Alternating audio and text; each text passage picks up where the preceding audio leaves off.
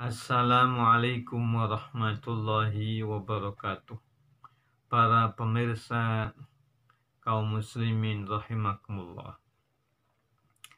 Najis mutawasito itu najis yang keluar. Setiap benda yang cair yang keluar dari alat kelamin dan anus. Kecuali air sperma.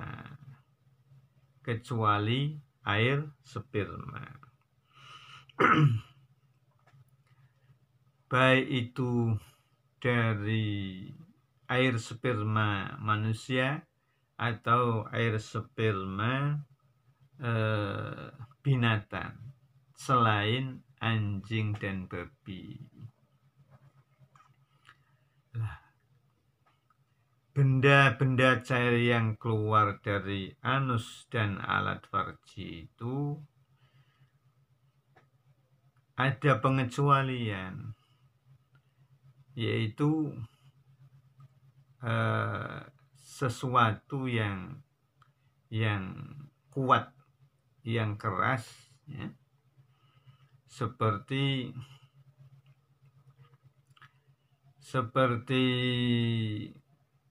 biji yang tidak bisa dicerna oleh pencernaan perut kita. Biji-biji yang tidak bisa dicerna oleh pencernaan kita itu tidak najis, tapi mutanajis. Artinya ketika biji-biji yang keluar dari anus kita, ya, kemudian kita cuci sebersih-bersihnya, benda tersebut menjadi suci, ya. Sekali lagi bahwa benda apapun yang keluar dari anus kita yang tidak bisa dicerna oleh pencernaan kita itu hukumnya mutanajis, tidak najis. Oleh karena termasuk ini kopi, ada kopi luwak, biji-biji kopi yang sudah dimakan luwak itu keluar utuh, artinya biji-biji itu tidak bisa dicerna oleh pencernaan luwak, oleh karena itu biji-biji kopi tersebut hukumnya mutanajis. Ketika dibersihkan, ya menjadi suci. Boleh untuk dikonsumsi karena itu termasuk benda yang suci, hanya mutanajis. Selain biji-bijian atau benda yang lain yang tidak bisa dicerna oleh pencernaan, itu cacing atau binatang yang lain kok keluar dari anus kita. Biasanya ini orang yang sedang cacingan atau anak-anak umumnya yang cacingan keluar cacing dari anus, itu cacing itu tidak najis tapi mutanajis. Cacing itu suci, tidak najis, sekalipun keluar dari anus kita. Hanya mutanajis.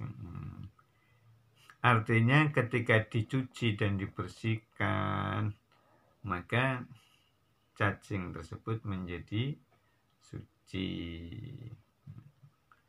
Jadi tidak najis.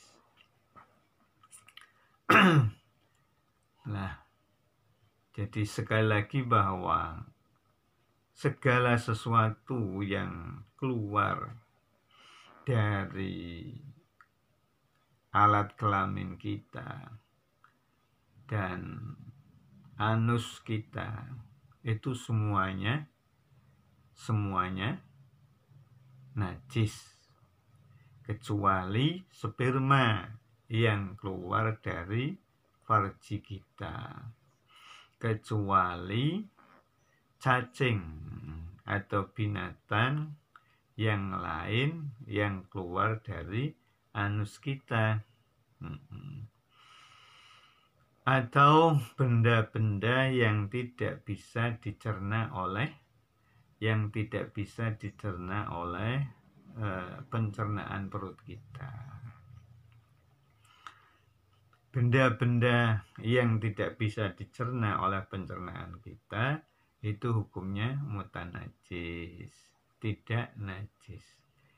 Kalau air sperma ini benar-benar suci, benar-benar suci. Bisa mutanajis, ya, bisa mutanajis kalau sudah campur dengan benda yang lain. Jadi lendir atau keputihan bagi orang wanita itu hukumnya najis, hukumnya najis. Lah, untuk mensucikannya maka benda-benda najis itu ada dua jenisnya. Satu itu najis ainiyah, yang kedua najis hukmiyah atau najasah ainiyah dan najasah hukmiyah. Najasah ainiyah itu najasah atau najis yang bendanya masih wujud. Lah, untuk mensucikannya benda najisnya itu harus hilang. Katakanlah ada sarung kita itu kena najis kencingnya bayi, kencingnya anak kita. Ini benda najisnya kalau masih ada itu namanya najasah ainiyah. Atau kain kita, baju kita, pakaian kita kena kotoran tainya anak kita. Kalau tainya, bendanya masih ada, itu namanya najasah ainiyah. Artinya bendanya najis itu masih nyata, masih wujud.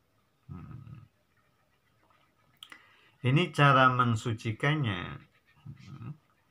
Itu sampai hilang, ainiyah najasahnya itu sampai hilang.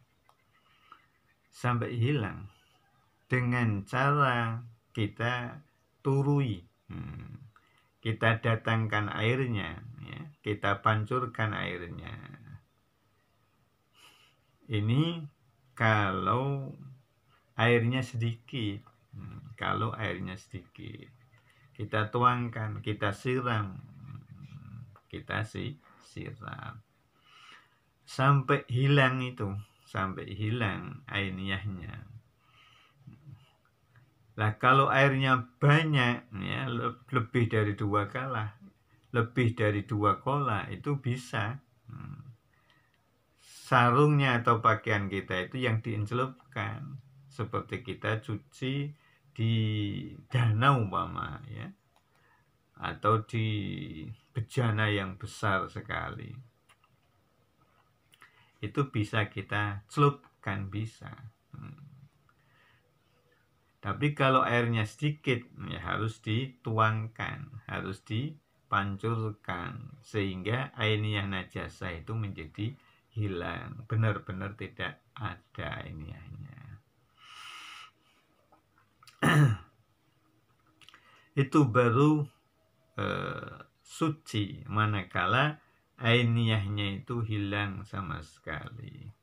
Lah, tandanya hilang itu sifat-sifatnya yang melekat pada pakaian itu tidak ada.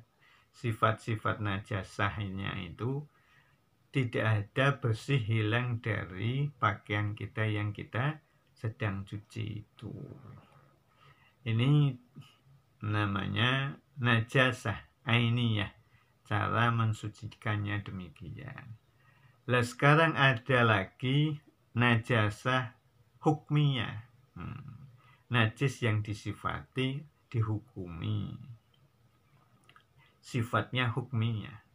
Contohnya ada pakaian kita yang kena air kencing,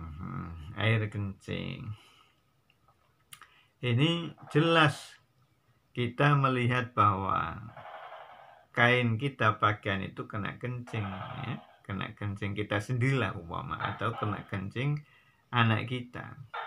Sudah jelas nyatanya tak basah.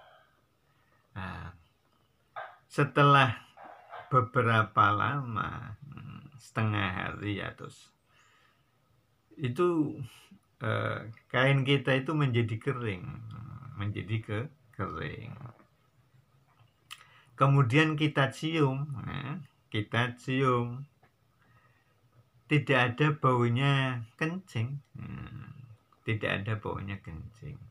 Lah ini namanya najasah hukmiyah. Nah, cara mensucikannya cukup disiram 1 kali itu sudah cukup, disiram 1 kali itu menjadi bersih dan suci. Jadi itu namanya najasah hukmiyah. Cara mensucikannya cukup disiram 1 kali, itu sudah terhitung toharoh. Makanya ketika kita mau membersihkan pakaian, terutama lantai biasanya, lantai kena kencing anak kita, ya, kencingnya di situ di lantai, atau kotoran sekalian di musola umpama kena kotoran, di masjid kena kotoran tai ayam. Ini caranya dibersihkan dulu, artinya diambil dulu ainiyahnya, terus digosok dengan kertas atau dengan kain agar ainiyahnya itu hilang, bendanya najasah itu hilang sama sekali, bersih. Artinya bersih, tidak bisa dilihat, kotoran itu sudah tidak ada, tidak bisa dilihat oleh kasat mata. Sudah hilang najasahnya, bendanya sudah hilang, sudah kering. Nah, itu baru kita siram. 1 kali siraman itu sudah dipandang toharoh oleh agama, oleh syarak. Itu caranya menghilangkan najasah hukmiyah. Makanya untuk menghilangkan najasah ainiyah itu lebih baiknya najasah itu dijadikan najasah hukmiyah lebih dahulu. Contohnya seperti itu tadi. Ada tai kucing atau pipis, ya, air kencingnya kucing di lantai basah, itu lantainya jelas basah. Ini namanya najasah ainiyah. Ini dibuat najasah hukmiyah lebih dahulu sebelum kita sucikan. Caranya bagaimana? Ya caranya ambil lap, ya, kencingnya kucing itu dilap sampai kemudian lantainya kering. Nah, ini membuat najasah ainiyah menjadi najasah hukmiyah. Lah setelah menjadi najasah hukmiyah, maka tinggal sekali siram itu sudah menjadi toharoh, menjadi suci, menjadi tohirun, menjadi suci lantainya itu. Ini cara mensucikan najasah ainiyah. Najasah ainiyah itu dibuat dulu, dijadikan menjadi najasah hukmiyah sehingga mudah mensucikannya. Cukup satu siraman itu sudah menjadi tohirun, menjadi suci kembali. Lah kalau najasah ainiyah itu langsung disiram, nah, contohnya ada tai atau kencing kucing tadi di lantai masih basah, masih ada. Kemudian kok langsung disiram dengan banyu, dengan air, maka najasah ainiyah ini menjadi melebar sesuai dengan lebaran atau sesuai banyaknya air itu. Sebab air yang mengena itu menjadi air mutanajis. Itu bisa satu musola menjadi najis semua, menjadi mutanajis semua. Sekali lagi, untuk menghilangkan najasah ainiyah itu lebih baik dibuat najasah hukmiyah lebih dahulu, sehingga cukup satu kali siraman benda itu atau tempat itu menjadi suci. Itu yang dapat saya sampaikan tentang najis mutawasitoh sekaligus cara mensucikannya. Demikian kurang lebihnya, saya mohon maaf. Semoga apa yang saya sampaikan ini menjadi manfaat. Al-afa minkum. Wassalamualaikum warahmatullahi wabarakatuh.